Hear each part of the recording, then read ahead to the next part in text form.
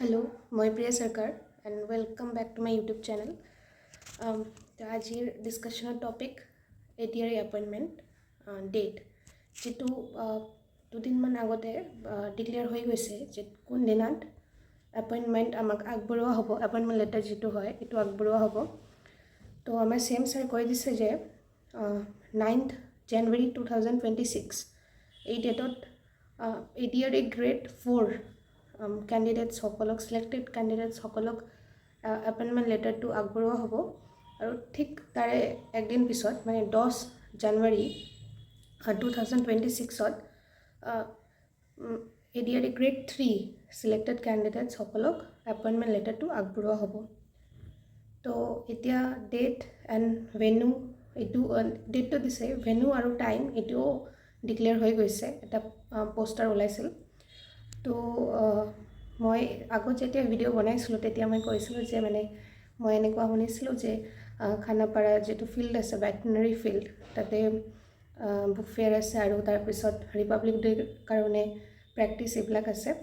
তো তেতিয়া মই কমেণ্ট ছেকশ্যনত কৈছিলে যে আৰু বহুত ফিল্ড টাইপ বা এনেকুৱা ভেন্যু য'ত বহুত কেণ্ডিডেটছ আৰু এপইণ্টমেণ্ট ডেটৰ কাৰণে মানে পেৰেণ্টছো আহিব পাৰে, এনেকুৱা লাৰ্জ গেদাৰিং একমডেট কৰাৰ কাৰণে আৰু বহুত জেগা আছে অসমত যিটো একদম শুদ্ধ হয় আৰু তেনেকুৱাই হৈছে।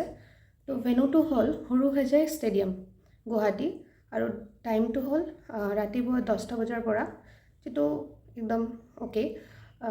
তো এতিয়া আৰু এটা কথা আছে যে এইটো ডেটত আমি এপইণ্টমেণ্ট পাম, বহুত ভাল। তো যিটো আগৰবাৰ ADR ফাৰ্ষ্টৰ কথা আছিল যে উইদিন 15-20 ডেজ জইন কৰিব লাগে। তো 15-20 ডেজ বিহুৰ পিছতেই জইন কৰিম আৰু 1st ফেব্ৰুৱাৰীৰ পৰাও জইনিং হ'ব পাৰে। তো এই দুটা প্ৰবেবল ডেটছ আছে। আৰু তাৰপিছত মই এটা কমেণ্ট পাইছিলোঁ যে মানে গুৱাহাটীত যাব লাগিবই নেকি মানে এপইণ্টমেণ্ট লেটাৰটো ল'বৰ কাৰণে, কাৰণ বহুতৰ ঘৰ দূৰতো হয়, শিলচৰ ডিব্ৰুগড় বহুত দূৰ হয়, ঠিক আছে। মানে গুৱাহাটীৰ পৰা লোৱাৰ আছাম ডিষ্ট্ৰিক্টছৰ ইমান প্ৰব্লেম নহয়, মানে এদিনতে মানে গৈ লৈ আনিব পাৰিব।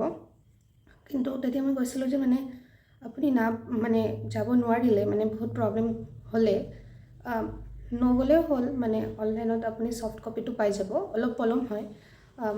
যিটো এপইণ্টমেণ্ট লেটাৰ ডিষ্ট্ৰিবিউশ্যন চেৰেমনি আছে এইটো পুৱাৰে 10 বজাৰ পৰা আৰম্ভ হ'ব, কিন্তু আমি এপইণ্টমেণ্ট লেটাৰটো পাওঁতে আফটাৰনুন মানে দুপৰীয়া বা বিকাল মানে যিটো সন্ধিয়া সময়ত আমি একদম পাই যাম, ঠিক আছে।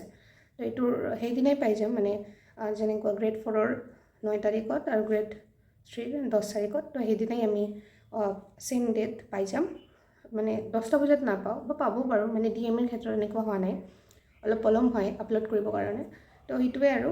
তো তেতিয়া আপুনি আপোনাৰ এপইণ্টমেণ্ট লেটাৰটো ডাউনলোড কৰিব পাৰিব।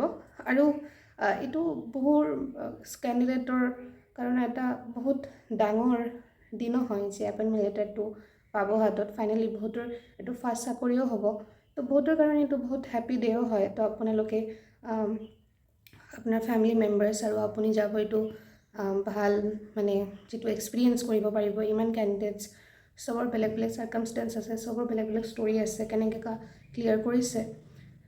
আৰু যিটো ষ্টেজত চেৰেমনি হয়, মানে যিটো এপইণ্টমেণ্ট লেটাৰটো মানে CM ছাৰে বা আৰু ডিষ্টিংগুইছড গেষ্ট সিহঁতে যিসকল চিলেক্টেড কেণ্ডিডেটছক মানে নিজৰ হাতৰে মানে ষ্টেজত মাতি যে দিয়ে, এইটো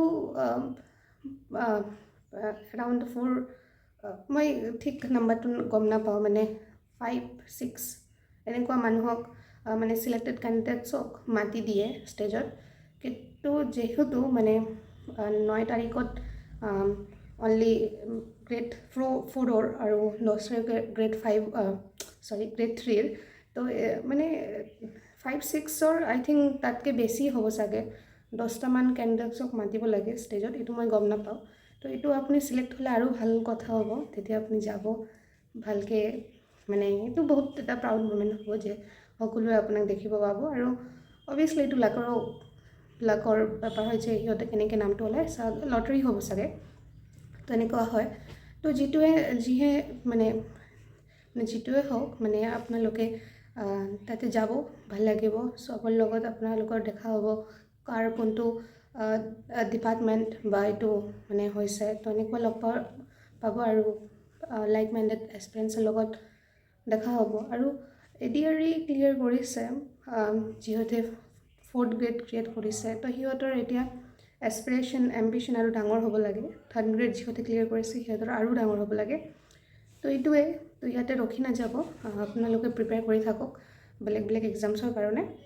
আৰু ADRE 3.0 নটিফিকেশ্যন, তো যেনেকুৱা পুলিচৰ ক্ষেত্ৰত আমি চাইছোঁ আছাম পুলিচ যে মানে আফটাৰ 15-20 ডেজ মানে নটিফিকেশ্যন ওলাই গৈছিল।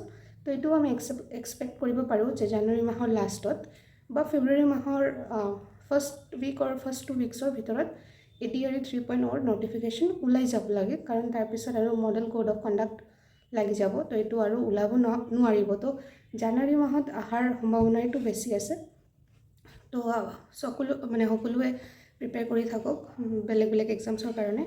তো ৰখি নাযাব, মানে এইবিলাক কম্পিটিটিভ এক্সামছৰ কাৰণে বুকছবিলাকো পঢ়ি থাকিব আৰু বাহিৰা কিতাপখিনিও মানে পঢ়ি থাকিব। তেতিয়া আপোনাৰ থিংকিং এবিলিটি আৰু মানে প্ৰিপাৰেশ্যন মাইণ্ডছেট এইবিলাক মানে ষ্ট্ৰীমলাইন হৈ থাকিব, মানে ভাল হৈ থাকিব। তো মানে এজ এ হিউমেন বিং তো লাৰ্ণিংটো এৰিব নালাগে।